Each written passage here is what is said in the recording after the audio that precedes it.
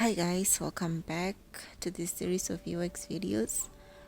In today's video we will still talk about the UX research and planning tools, and specifically we'll look at two more qualitative research tools that are jobs to be done and job stories.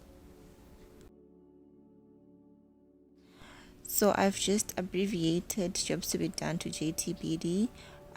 But what it is jobs to be done are basically a framework that are based on the idea that whenever users use your product or your system that you're designing, they will use it for a specific job or a specific task that they want to achieve. So what they do is they focus less on the end user and more on the actual tasks or jobs that need to be done, so that they don't empathize with the end users the way the personas do. But the advantage to that is that they force the designers to think about the outcome of the system that they're trying to design.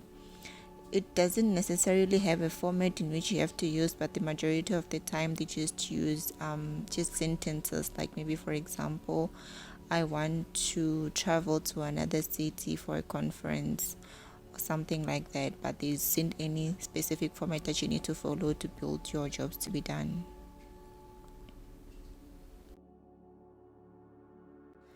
Just as we have user stories for personas, we also have job stories for our jobs to be done. So job stories have a similar concept as our user stories, but what they do is they help the designers have a very clear idea of what it is that the users actually want to achieve by using their system. So they use the same format as the user stories, but the concept is like they use the same concept, but the format is a bit different.